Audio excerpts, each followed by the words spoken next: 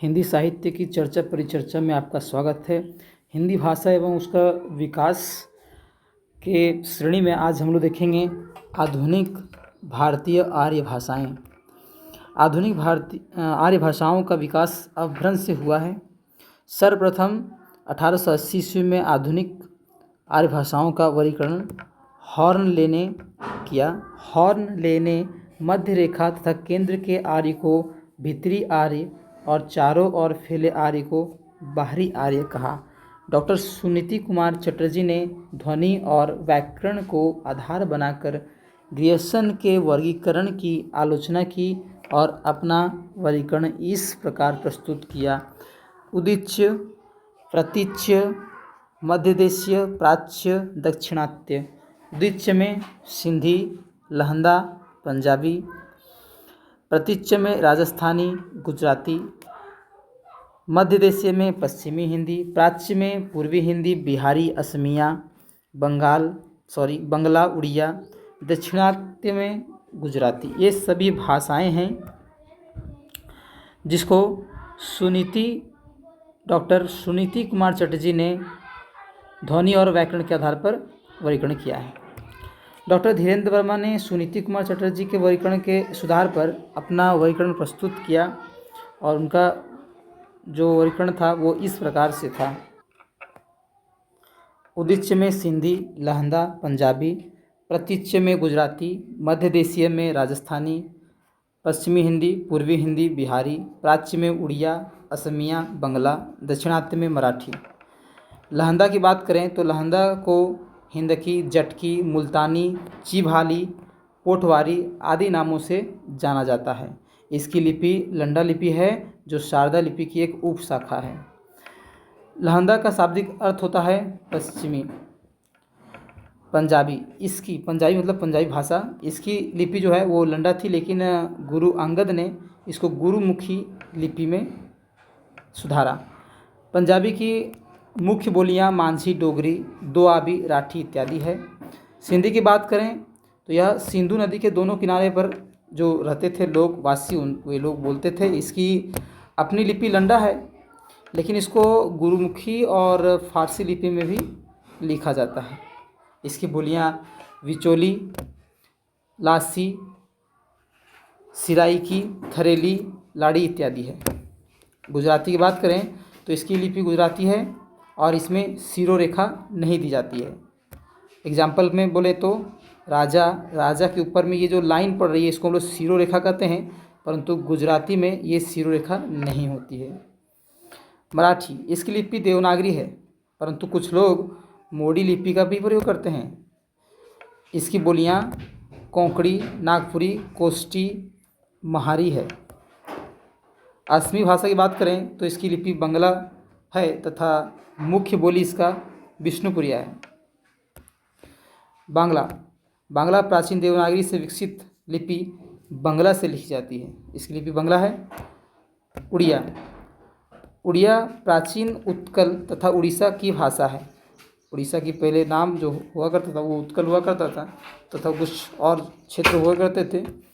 उड़ीसा की लिपि ब्राह्मी की उत्तरी शैली से विकसित लिपि है। इसकी प्रमुख बोलियां गंजाबी, संबलपुरी, भत्री आदि है। अब कुछ पॉइंट्स को देख लेते हैं। हिंदी भाषा का वर्गीकरण 5 भाषाओं एवं 18 बोलियों में किया गया है। अगर बात करें तो पहला राजस्थानी हिंदी। राजस्थानी की हिंदी जो है वो सौरसेनी अपभ्रंश से आई हुई है और इसकी बोलियां मारवाड़ी, मालवी, मेवाती, जयपुरी, ढूंढानी है। दूसरा है पश्चिमी हिंदी, ये सौरसेनी अपभ्रंश से आई हुई है। इसकी बोलियां कुमाऊनी, गढ़वाली है। तीसरी में पश्चिमी हिंदी जो सौरसेनी अपभ्रंश से आई हुई है। इसकी बोलियां हैं ब्रज भाषा, कन्नौजी, बुंदेली, कौरवी, खड़ी बोली, हरियाणवी, दक्षिणी। कौरवी या फिर खड़ी बोली दोनों एक है। पूर्वी हिंदी ये अर्धमागधी अपभ्रंश से आई हुई है। बोलियां इसकी हैं अपभ्रंश, बघेली, छत्तीसगढ़ी। बिहारी हिंदी ये मागधी अपभ्रंश से आई हुई है। इसकी बोलियां भोजपुरी, मगही और मैथिली है। पुरानी मारवाड़ी को ही डिंगल कहा जाता था। मीरा के पद ब्रजभाषा और कहीं कहीं मारवाड़ी में हैं। जयपुर का पुराना नाम ढूंढाड़ है। इस कारण से जयपुरी को ढूंढाड़ी भी कहते हैं। लंबे समय तक उज्जैन के आसपास का क्षेत्र मालव या मालवा से प्रसिद्ध रहा। इस कारण से यहाँ की बोली मालवी कहते हैं। भोजपुरी का बोली के अर्थ में सर्वप्रथम प्रयोग 1789 ईस्वी में राजा चेत सिंह के सिपाहियों की बोली के लिए हुआ था। लोक प्रचलन की दृष्टि से भोजपुरी हिंदी की सबसे बड़ी बोली है। भिखारी ठाकुर को भोजपुरी का शेक्सपियर कहा जाता है। उन्होंने विदेशिया सहित 12 नाटकों की रचना की। मगही या मागधी का अर्थ है मगध की भाषा। मगही शब्द मागधी का विकसित रूप है। अवधी अवध क्षेत्र की बोली है। अवध अयोध्या तद्भव रूप है। इस बोली के लिए कौशली बेसवाड़ी शब्दों का प्रयोग होता है। छत्तीसगढ़ी बोली वर्तमान में छत्तीसगढ़ राज्य की भाषा है। आप जानते हैं उड़ीसा के बगल में छत्तीसगढ़ है। इतिहास में इस क्षेत्र को दक्षिणी कौशल भी कहा गया है। पूर्वी हिंदी का क्षेत्र पूर्वी उत्तर प्रदेश, मध्य प्रदेश तथा छत्तीसगढ़ तक फैला हुआ है। इसकी 3 बोलियां हैं, अवधी, बघेली, छत्तीसगढ़ी।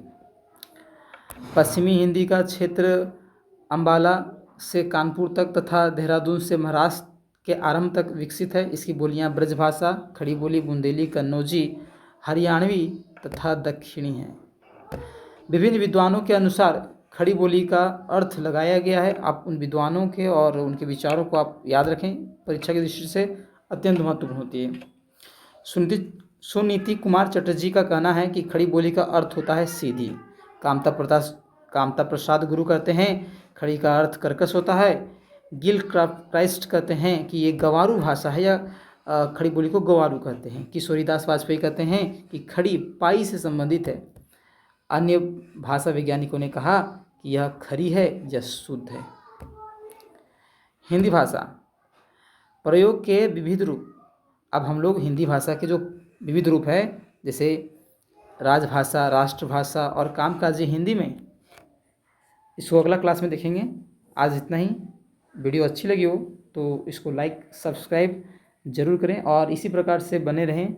और ये सारे आप नोट्स को नोट डाउन कर लें, क्योंकि अगर आप इसका वैल्यू नहीं लगाते हैं तो शायद कहीं आप पेड कोर्स पर हज़ारों रुपए खर्च कर इन्हीं नोट्स को आप कॉपी में लिखिएगा।